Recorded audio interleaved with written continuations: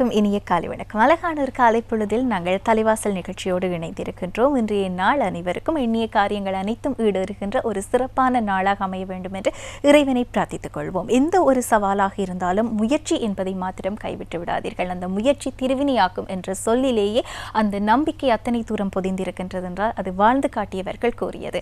இந்த நச்சிந்தனையோடு இன்று நாங்கள் ஒவ்வொரு அம்சமாக பார்த்துவிட்டு வரப்போகின்றோம். வாருங்கள் பார்க்கலாம்.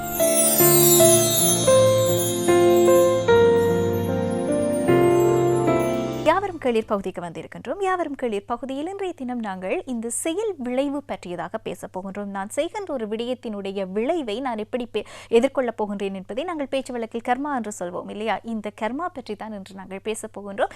இதன் கீழ் நாங்கள் என்னெல்லாம் விடயம் பேசப் போகின்றோம் என்று பொறுத்திருந்து பார்க்கலாம்.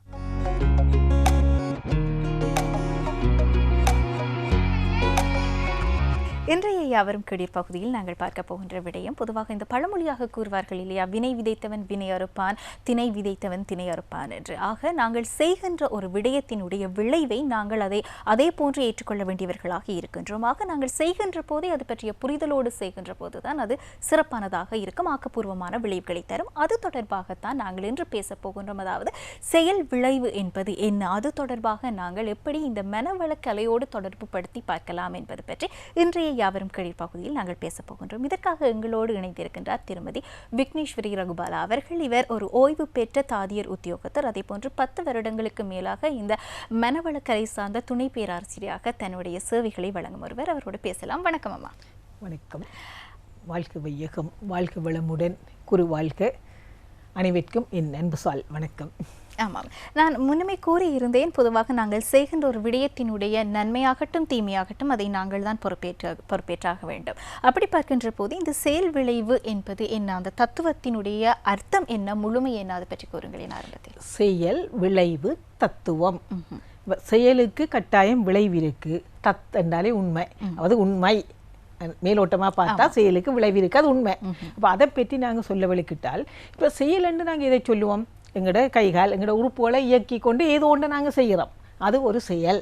அப்போ அந்த செயலை நாங்கள் செய்கிறோம்னு சொன்னால், எங்களுக்கு இப்போ சாப்பிட்றோம் என்று சொன்னால் எங்களுக்கு ஒரு எண்ணம் பெற வேணும். இப்போ முதல் ஒரு எண்ணம் பெற வேணும். அப்போ எண்ணம் வருகுது, அந்த எண்ணத்தை நாங்கள் சொல்கிறோம். இப்போ ஒரு டீ குடிக்கணும் போல் இருக்குன்னு நினைச்சோம், சொல்ல டீயை குடித்தோம், அது தொடர்பாக வருகுது. அப்போ இது நாங்கள் மனதினுடைய முத்தொழில்கள்னு சொல்லுவோம். அந்த மனதினுடைய முத்தொழில் தான் எங்களோட வாழ்க்கை. எங்களோட வாழ்க்கை எடுத்து பார்த்தால் எண்ணம் சொல் செயலாக இல்லாமல் எங்களோட வாழ்க்கை இல்லை. அப்போ எங்களோட வாழ்க்கை சிறப்பாக இருக்கணுமெண்டா எங்களோட மனம் செம்மையாக இருக்கணும். மனம் செம்மையாக இருந்தால் நாங்கள் செய்கிற செயல்கள் செம்மையாக இருக்கும். ஆனபடியால் இந்த மனதை செம்மைப்படுத்தணும், அதுக்கு எங்களுக்கு மனவளக்கலை நல்லா வளப்படுத்துது, அதை நாங்கள் பின்னுக்கு பார்ப்போம். அப்போ இந்த செயல் கட்டாயம் செயலுக்கு விளைவிருக்கிறத நாங்கள் ஒத்துக்கொள்ளணும்.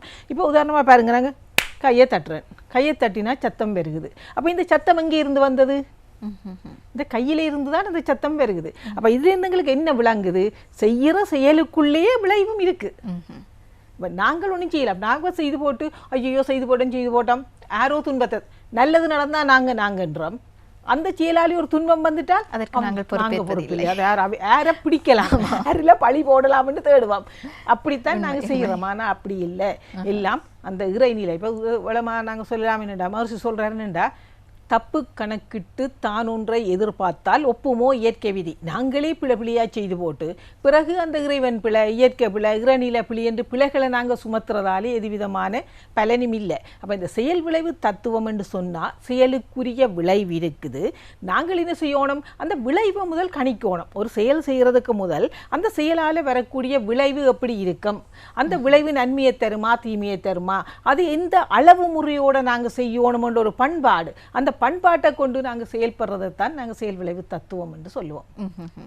பொதுவாக சொல்வார்கள் இந்த எண்ணி துணிக கர்மம் என்று சொல்வார்கள். ஒரு விடயத்தை செய்வதற்கு முன்பு அது தொடர்பாக எண்ணுவதுதான் அவசியம். அதை செய்துவிட்டு, ஆனால் இன்றைய காலகட்டத்தில் பொதுவாக அவசரமாக ஒரு விடயத்தை செய்துவிட்டு தான் அதனுடைய விளைவை பற்றி சிந்திக்கின்றது, குறிப்பாக இந்த இளைஞர் சமுதாயம். அப்படி பார்க்கின்ற போது இந்த மனவள கலையில் இந்த எண்ணம் சார்ந்து ஒரு விடயத்தை ஏலவே சிந்தித்து செயல்படுவதற்கு எப்படி வழிப்படுத்தப்படுகின்றார்கள், அதை பற்றி கூறுங்கள். இப்போ என்ன சொல்லுங்க, இப்போ எண்ணம் என்பது எங்களோட மனதோட சார்ந்தது தான். மனதனுடைய முத்தொழில்னு சொல்லிட்டேன், முத்தொழில். அப்போ மனம் செம்மையாக இருந்தால் எங்களை வர எண்ணங்களாக இருக்கட்டும், சொல்லாக இருக்கட்டும், செயலாக இருக்கட்டும், எல்லாம் சரியாகத்தான் இருக்கும். அப்போ அதுக்கு நாங்கள் என்ன செய்யணும், எங்களோட மனதை வளப்படுத்தணும். மனதை வளப்படுத்தணுமெண்டா என்ன, எங்களுடைய அழிஞ்சு கொண்டிருக்கிற மனதை நாங்கள் ஒரு நிலைக்கு கொண்டு வர வேணும். அப்போ ஒரு நிலைக்கு கொண்டுறதுக்கு எங்களுக்கு ஒரு விழிப்புணர்வோட கூடிய ஒரு பயிற்சி எங்களுக்கு தேவை. அந்த பயிற்சி இன்றைய காலகட்டத்தில் சரியான முறையிலே அந்த பயிற்சியை தாரது மன வளர்க்கிறதான். எங்களுக்கு தவம் பயிற்சியில் தாரதாலே எங்களுக்கு விழிப்புணர்வோட சரியாக செயல்படக்கூடியதாக இருக்குது. ஒரு செயல் செய்ய முன்னே யோசிக்கிறோம், இந்த செயல் செய்கிறதால நன்மை கிடைக்குமா, அதுக்கு நன்மையே முன்னாடி யோசிக்கிறோம், இப்போ நன்மையாக இருக்குமா, எதிர்காலத்தில் நன்மையாக இருக்குமா, எல்லாத்தையும் யோசிச்சு பலதையும் யோசிச்சு தான் நாங்கள் ஒரு முடிவை எடுக்க. ஒரு கார் வேண்டோன்மெண்டா கூட பல விதத்திலே அதை யோசிச்சுத்தான் அதை நாங்கள் செய்கிறோம்.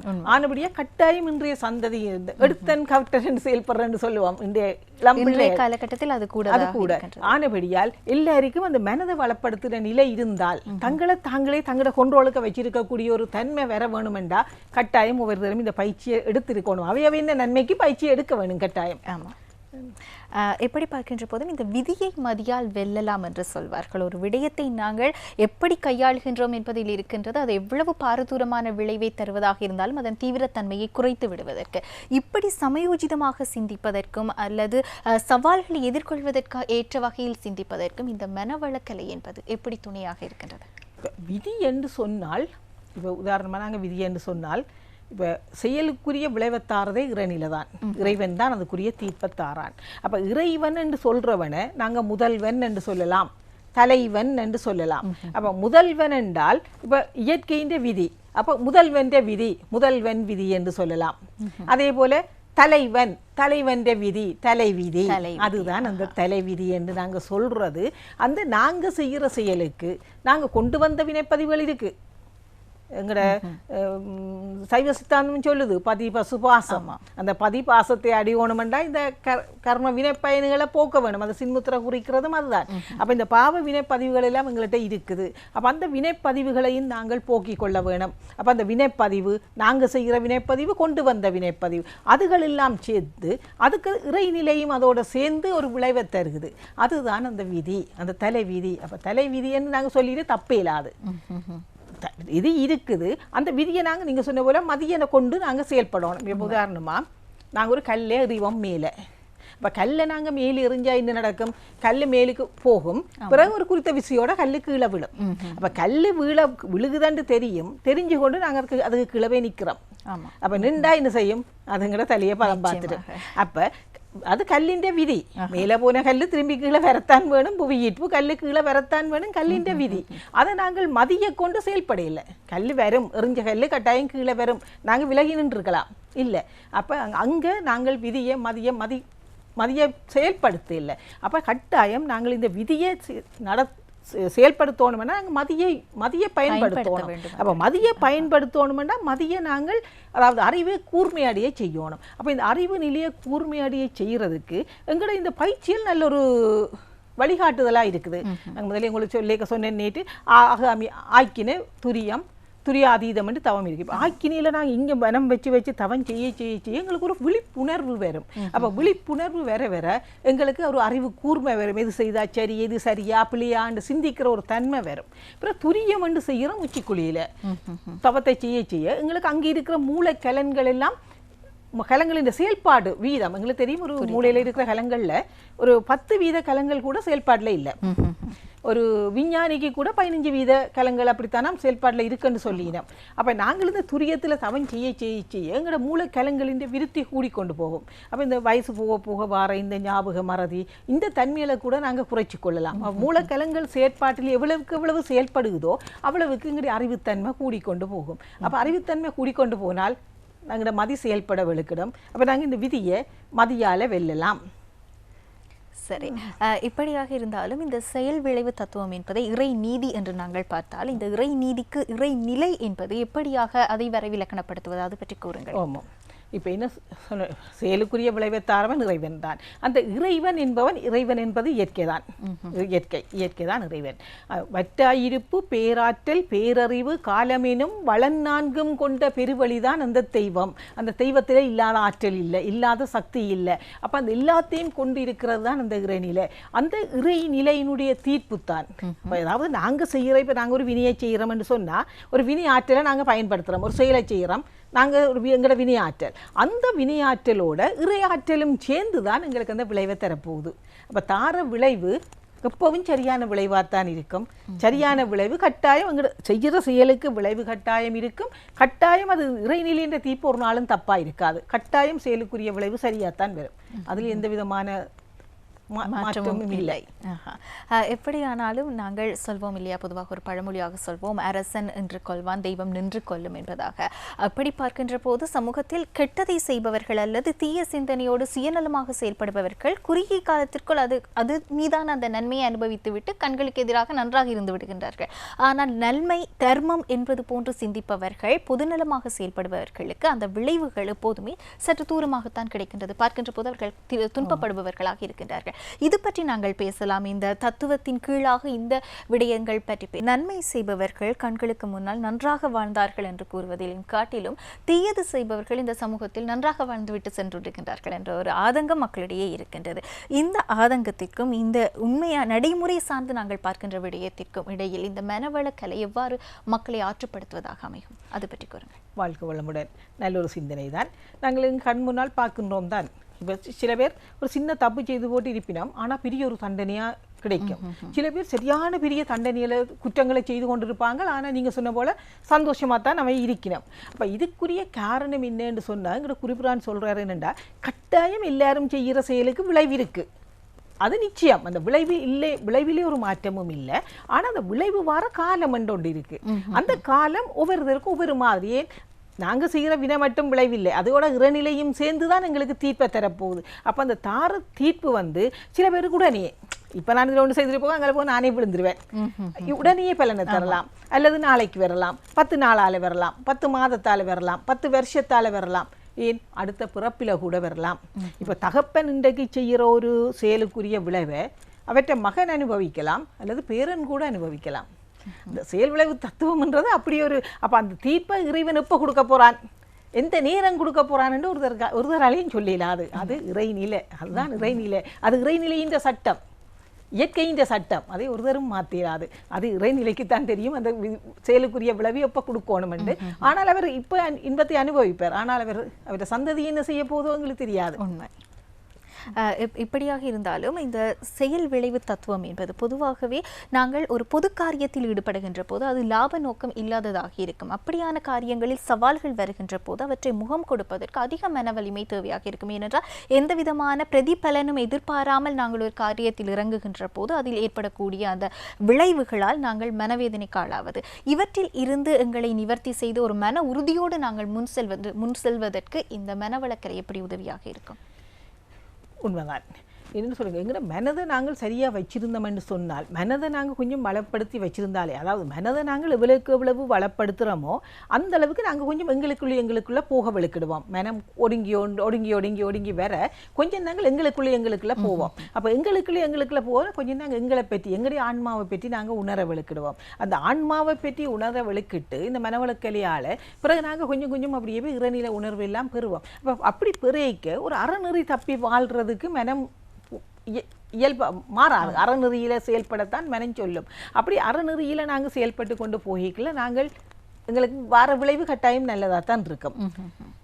அப்படி இல்லை, நாங்கள் அப்படி இந்த பயிற்சி ஒன்றும் இல்லாமல் நாங்கள் ஒரு செயலை செய்தோம்னா அந்த செயலுக்குரிய விளைவு நாங்கள் அனுபவித்து தான் கட்டாயம் தீர வேணும். இப்படியான போதும் இந்த சமூகத்தினுடைய சிந்தனை ஒருவேளை அனைவருக்கும் சரியாக இருக்கின்ற விடயங்கள் ஒருவருக்கு மாத்திரம் தவறு என்று படுகின்ற போது, அல்லது 10 பேர் சேர்ந்து ஒரு விடயத்தை சரி என்று ஒரு தவறை சொல்கின்ற போது தனித்து ஒருவராக நின்று நாங்கள் இல்லை இது அநீதியானது என்று சொல்கின்றோம் என்றால் அந்த இடத்தில் சவால்களுக்கு முகம் கொடுக்கின்றோம். அப்படியான சவால்களை வெற்றி கொள்வதற்கு உடல் வலிமை மற்றும் உள வலிமை இரண்டும் அவசியமாக இருக்கின்றது. இந்த உடல் வலிமையும் உள வலிமையையும் ஒருங்கே கட்டி எழுப்புவதற்கு ஏதுவான பயிற்சிகள் என்றால் நீங்கள் வெற்றி கூறுவீர்கள்? மனவளக்கலை பயிற்சியை விட திறமான ஒரு பயிற்சியை நாங்கள் தேடி பிடிக்கல. அது என்னென்னா மனவளக்கலை பயிற்சியில் எங்களோட உடலுக்குரிய பயிற்சியும் எங்களுக்கு அதில் அமைக்கப்பட்டிருக்கிறது. உளத்துக்குரிய பயிற்சியும் சிறப்பாக இருக்கிறது. ஆனபடியால் இந்த பயிற்சியை அனைவரும் எடுத்துக்கொண்டால் ஒவ்வொருத்தரும் தங்களுடைய மனதை வளப்படுத்தி கொள்ளக்கூடியதாக இருக்கும். இன்றைக்கு இந்த நாட்டில் பார்த்தா இந்த பேப்பரை விரிச்சு பாருங்க, எல்லாம் கொலை கொள்ளை கற்பழிப்பு பயங்கரமாக தான் இருக்கும் பேப்பரை பார்த்தாலே. அப்போ அப்படியான தன்மைகள் எல்லாத்தையும் நாங்கள் போக்கணும் என்றால் ஒவ்வொருத்தரும் கொஞ்சம் கொஞ்சம் தன்னை உணர்வணும். இப்போ நான் என்ன உணர வெளிக்கிட்டேன் என்றால் எனக்கு தெரியும் என்னுக்குள்ளே எப்படி ஒரு இறைவனை நான் உணர்றேன். அதே தான் ஒவ்வொரு உயிருக்குள்ளையும் அந்த இறைவன் இருப்பான் என்ற உணர்வு வந்தால் எனக்கு பார்க்குற எல்லாத்துலேயும் ஒரு அன்பு வரும், ஒரு கருணை வரும். அப்போ அந்த அன்பு கருணை அப்படியெல்லாம் வரையிக்க நான் இன்னொரு ஆளுக்கு துன்பத்தை செய்யணும் அந்த எண்ணம் எனக்கு வராது. அப்போ அதுக்காக நான் அப்படி இருக்கிறேன்னு நான் சமூகத்தில் இருக்கிற மற்றவன் அப்படி இருக்கணும் மட்டும் எதிர்பார்க்கப்படாது. நான் பயிற்சியை செய்கிறேன்னா நான் எதிர்பார்க்கலாம், நான் அப்படி இருக்கலாம். ஆனால் எல்லாரும் பயிற்சி செய்யணுமோ இல்லை. ஆனபடியா கொஞ்சம் அவையின் நிலையை நாம் புரிஞ்சு கொள்ளணும். சரி, அவை அப்படி செய்யணும், அதுக்கு நான் கோவிக்கிறதாலேயோ அல்லது அவையை நான் பேசுகிறதாலேயோ ஒரு பிரயோசனம் இல்லை. அவையின் அறிவு நிலை ஆன்மீகத்திலே அவையின் அறிவு நிலை அப்படி இருக்குன்னு சொல்லி நான் கொஞ்சம் அதை பொறுத்து கொள்ளணும். அந்த இடத்துல நான் கொஞ்சம் பொறுமையை தான் கடைப்பிடிக்கணும். சரி, பொதுவாக இந்த கர்ம வினை என்று சொல்வார்கள் இல்லையா, கர்மா என்று சொல்வோம். நீங்களும் கூறியிருந்தீர்கள் ஒருவர் செய்கின்ற அந்த தீய விளைவானால் அதனுடைய விளைவை பிள்ளைகள் பேரப்பிள்ளைகள் கூட உணர முடியும். ஒருவேளை நான் அந்த பேரப்பிள்ளையாக இருந்தால் என்னுடைய மூதாதையர் செய்த தவறுக்கு நான் ஒரு தண்டனையை அனுபவிக்கின்ற நிலை வருகின்ற போது இந்த செயல் விளைவு தத்துவம் அந்த இடத்தில் அவருக்கு எப்படியாக கையாளப்பட வேண்டியதாக இருக்கும்? என்ன சொல்லுங்க, இப்போ அடிப்படை எடுத்து பார்த்தால் அந்த இறை நிலையில இருந்து ஒவ்வொரு பரிணாம வளர்ச்சியாகத்தான் ஒவ்வொன்றும் வந்து கொண்டு போய் அதில் இருந்து தான் எப்படியோ ஒரு அறிவு ஈரறிவு வந்து வர வர வர இப்போ ஓரறிவிலே அந்த பாவம் ஒன்றும் இருக்காது. ஏன், அது இறைநிலையிலேருந்தே வந்தது. இப்போ நாங்கள் ஒரு இலியை பிடுங்கினா என்ன, அதிலிருந்து ஒரு காயை பிடுங்கினா கூட மகிழ்ச்சி சொல்கிறார், எந்த ஒரு செயலும் நாங்கள் செய்கிறவனுக்கும் பதிவு வருகுது, அதை அனுபவிக்கிற பொருளுக்கும் பதிவு வருகுது, சமுதாயத்திலெல்லாம் பதிவுண்டு. ஆனால் தாவரங்கள் மண்ணுக்கே நிற்கிறதால நாங்கள் ஒரு இலியை பிடுங்கினா அது இந்த பெயின் உணர்வு அப்படியே மண்ணுக்கு போயிடும். அதனாலே அதுக்கு அங்கே பதிவாக இல்லை. அப்போ அந்த தாவரத்துலேயும் அந்த பதிவு பிரச்சனை இல்லை. பிறகு 2 அறிவு 3 அறிவு வரைக்குள்ள அந்த பதிவுகள் எங்களுக்கு வந்து கொண்டு தான் இருக்குது. அப்போ அது வந்து கொண்டு இருந்தால் அந்த ஆன்மா, அதாவது டிஎன்ஏ குரோமோசோம்ஸ் அந்த அந்த கரு அமைப்பு தொடர்ந்து தான் வந்து கொண்டு இருக்குது. அப்போ ஆன்மான்றது ஒன்று தான். உருவங்கள் வேறுபடுது, புழுவாக இருக்குது, பூச்சியாக இருக்குது, பாம்பாக இருக்குது, உருவம் மாறிக்கொண்டு போனாலும் அந்த ஆன்மாண்டு வரைக்கும் அந்த பதிவுகளையும் கொண்டு தான் நாங்கள் வாரோம். அப்போ கொண்டு வந்து அப்புறம் எங்கட தாய் தந்து அப்படியே எங்கட கருத்தொடராக வந்து அப்போ எங்களுடைய அப்பாண்டி அப்பா செய்த ஒரு சரியான தீர்க்க முடியாத ஒரு அவருடைய செயலின் விளைவு அதுக்கும் அந்த கருத்தொடராக எனக்கு தான் வரப்போகுது. அப்பாவுக்கு வந்திருக்கும், அப்பாவாலே தீர்க்கையில், அப்போ கடைசியாக எங்களுக்கு வரப்போகுது. அப்போ எங்களுக்கு வந்தால் அந்த செயலுக்குரிய விளைவு எனக்கு தான் வரும். அப்போ அந்த சில விளைவை பற்றி எண்ணம் நல்ல எண்ணமாக இருந்து, இப்போ உதாரணமாக ஒரு ஸ்கூல் கட்டணும், ஒரு கிராமத்தில் பள்ளிக்கூடம் இல்லை, அவர் பள்ளிக்கூடம் கட்டணும்ன்ட்டு அவருக்கு ஒரு ஆசை இருந்திருக்கலாம். சில விளையா அந்த ஆசையை நிறைவேற்றுறதுக்கு அவருக்கு அந்த நேரம் வசதி இல்லை. இப்போ பேரன் நல்ல வசதியாக இருக்கிறார். அப்போ அவர் என்ன செய்யலாம், அவருக்கு தொடர்பே இருக்காது, அவர் வெளிநாட்டில் எங்கேயும் இருப்பார், கிராமத்தோட தொடர்பு இருக்காது. ஆனால் அவர் இன்னும் ஒரு காணியை பாருங்க பள்ளிக்கூடம் கட்டன்னு சொல்லி, அப்போ அந்த செயல் வந்து தீமையான செயலைத்தான் நல்லதுன்னு இல்லை, எண்ணம் எல்லாம் பதியுது. அந்த நல்ல பதிவிருந்து செயல்படுற போல தான் இந்த தீய செயலுக்குரிய விளைவும். பிறந்த குழந்தை கேன்சர் என்றமெண்டா அந்த குழந்தை பிறக்கைக்கு என்னத்தை செய்தது, அந்த கருத்தொடராக வந்த பதிவு தான். எங்கட அநேக மகரிஷி மேலே பாருங்க, ரமண மகரிஷி என்னோட சித்தவர் கேன்சர் வந்து சாகுறார். அப்படி எந்த ஒரு பெரிய ஆக்களை எடுத்து பார்த்தாலும் எல்லாரும் கடைசியில் ஒரு நோய் நிலை வந்து தான் சாகினம்.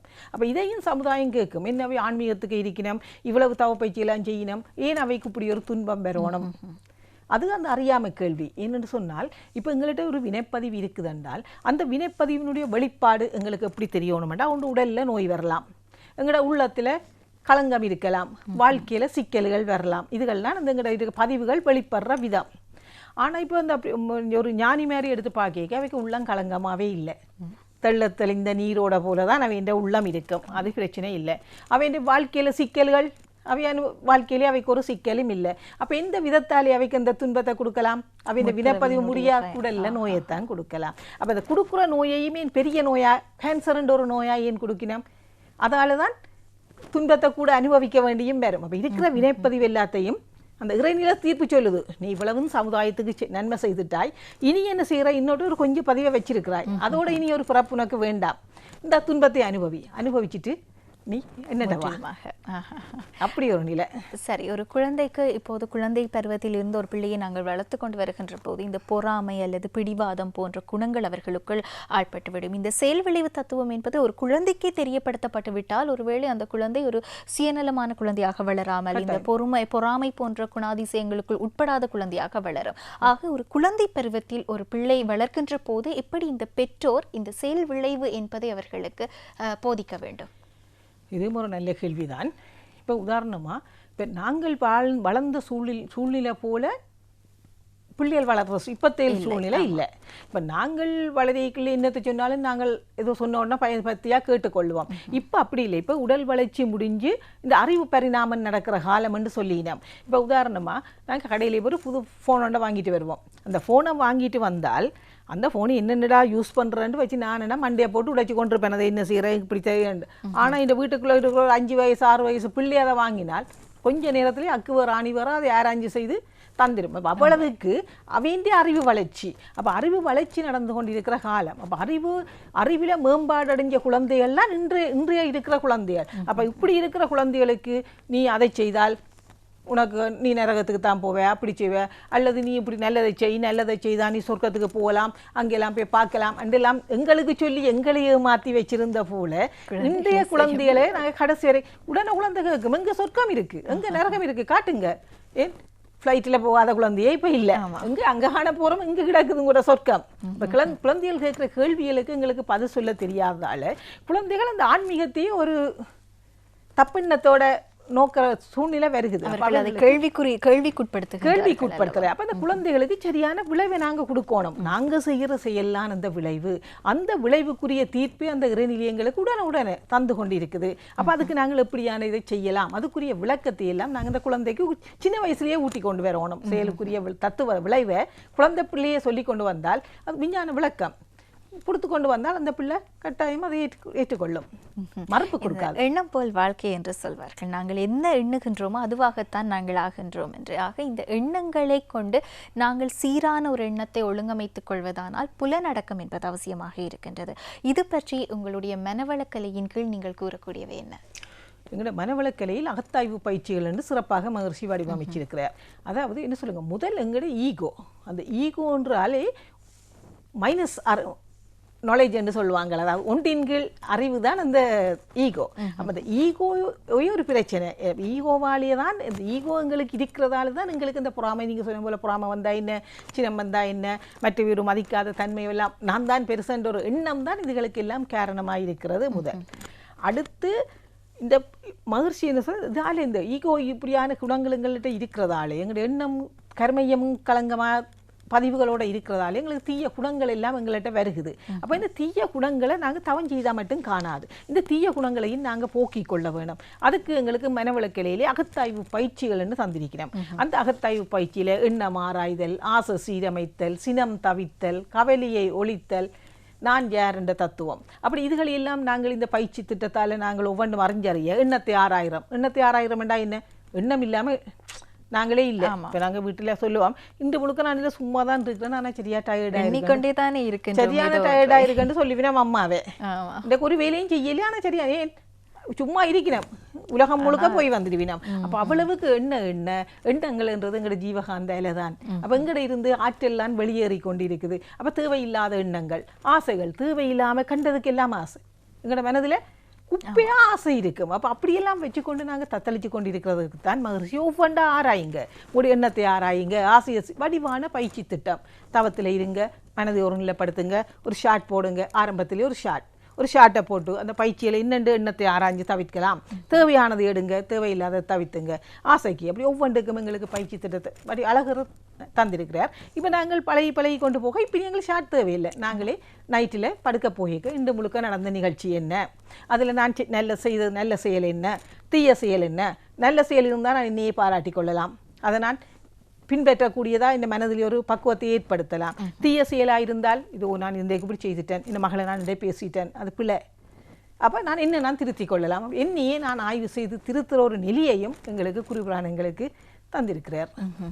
இதே போன்று இந்த எண்ணங்கள் ஆதிக்கம் செலுத்துகின்ற ஒரு சந்தர்ப்பம் என்று வருகின்ற போது தோல்விகளை கூறலாம். மனம் உடைகின்ற அல்லது தோல்விகள் ஒரு விடயத்தில் ஏற்படுகின்ற போதுதான் இந்த தற்கொலை போன்ற சிந்தனைகள் எழுவதாகட்டும் அல்லது மனம் உடைந்து விரக்தியின்பால் நாங்கள் எடுக்கின்ற பல்வேறு முடிவுகளுக்கும் இந்த தோல்விகள் என்பவை காரணமாக இருக்கின்றன.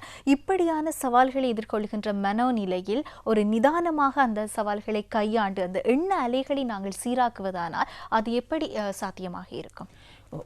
எண்ணம் என்று சொல்வது என்ன, நாங்கள் கண்ணால் பார்க்கறது கேட்கறது எல்லாமே எங்கள்கிட்ட பதிவாகி போகிறார்.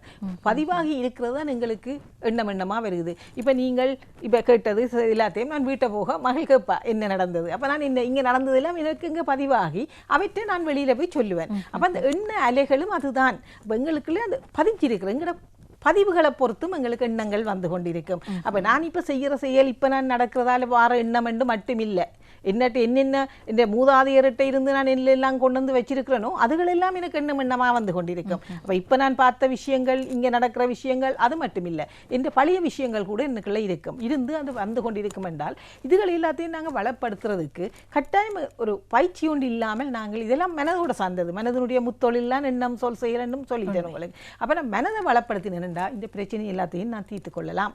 அப்போ மனதை வளப்படுத்துறதுக்கு கட்டாயம் பலப்படுத்தக்கூடிய ஒரு பயிற்சி தேவை. இப்போ அதுக்காக இப்போ கோயிலுக்கு போகிறோம், அது நல்ல விஷயம், பக்தி மார்க்கம் அது நல்ல விஷயம். ஆனால் கோயில்லையும் பாருங்க சரணாகதி என்றது பக்தி மார்க்கத்தில் மிக சிறந்த ஒரு வழி. எங்களோட குறவர் மேல எல்லாரும் சரணாகதி அடைஞ்சாக்கள் தான். ஆனால் அந்த சரணாகதி அடைகிற நிலை எங்களுக்கு தெரியாது. மதத்திலே எல்லாம் இருக்கு, எல்லா மதத்திலேயும் இறை உணர்வு அடைகிறது என்ன, அறநெறி வாழ்க்கை என்ன, ஒரு மதம் இல்லை, எல்லா மதத்திலையும் எல்லாம் சொல்லப்பட்டுத்தான் இருக்கு. ஆனால் அந்த சொன்ன ஞானியெல்லாம் சொன்னவே போயிட்டினோம். இப்போ இருக்கிற மத கோட்பாடுகளை பார்த்தால் அதெல்லாம் ஒரு பிஸ்னஸ் மயமாக தான் போய்கொண்டிருக்கு. அப்போ போகிறதாலே அதுகளுக்கு பொதிஞ்சிருக்கிற நல்ல விஷயங்களும் எங்களுக்கு ஒரு தரம் சொல்லித்தார இல்லை. அப்போ பக்தி மார்க்கத்தில் கூட அந்த சரணாகதி அடைகிற நிலை எங்களுக்கு தெரியாது. அப்போ தெரியாததால தான் நாங்கள் தத்தளித்து கொண்டு இருக்கிறோம். அப்போ அதால தான் எங்களுக்கு ஒரு பயிற்சி தேவைப்படுது. அப்போ இப்படி இருக்கிற நேரத்தில் எங்களோட மனதை வளப்படுத்துறதுக்கு இந்த எங்களோட வேதாத்திரி மகர்ஷி அவர்களால் வடிவமைக்கப்பட்ட இந்த மனவள பயிற்சி, இது ஒரு மதம் இல்லை, நான் ஏற்கனவே கூறியிருக்கிறேன், இது ஒரு மதம் இல்லை. இது இந்த எங்களோட மதங்களை நாங்கள் நோக்கி வீரியமாக போகிறதுக்கு ஒரு பாலம் தான். ஒரு குருவாக இருந்து எங்களுக்கு ஒரு பாலமாக செயல்படுறார். அந்த பாலத்தை நாங்கள் சரியாக பிடிச்சு கொண்டோம் என்றால் கட்டாயம் எங்களோட ஜீவாத்மா அந்த பரமாத்மாவோட போய் இணைகிறதுக்கு இந்த மனவளக்கலை பயிற்சி எங்களுக்கு கட்டாயம் கை கொடுக்கும். சிறப்பு, ஒரு நல்ல ஒரு கலந்துரையாடலாக இருந்தது. பொதுவாக நாங்கள் செய்கின்ற காரியங்களினுடைய விளைவுகள் என்பது தொடர்பான ஒரு புரிந்துணர்வை ஏற்படுத்தத்தக்க வகையில் எங்களோட திருமதி விக்னேஸ்வரி ரகுபாலா அவர்கள் கலந்துரையாடி இருந்தார். அவருக்கு இந்த இடத்தில் நாங்கள் எங்களுடைய நன்றிகளை தெரிவித்துக் கொள்கின்றோம். நன்றி, வாழ்க வளமுடன். இன்று எனக்கு இந்த நிகழ்ச்சியை ஒழுங்கமைத்து தந்த வசந்தம் டிவி நிறுவனத்தினருக்கும் எனக்கு இங்கு வந்து இந்த நிகழ்வில் பங்கு கொள்வதற்கு வாய்ப்பினை தந்த மனவளக்கலை மன்ற அறக்கட்டளையினருக்கும், அது மட்டுமில்லாது இங்கே எனக்கு மிகச்சிறந்த கேள்விக்கணைகளை தொகுத்து பயந்து கொண்டு வந்து என்னுடைய பயத்தினை போக்கி என்னை மேற்கொண்டு கதைக்க இன்னும் கதைக்க வேணும் போல ஒரு ஆர்வத்தை தூண்டிய உங்களுக்கும் எனது நன்றியை தெரிவித்துக் கொண்டு விடைபெறுகிறேன். நன்றி, வாழ்க வளமுடன்.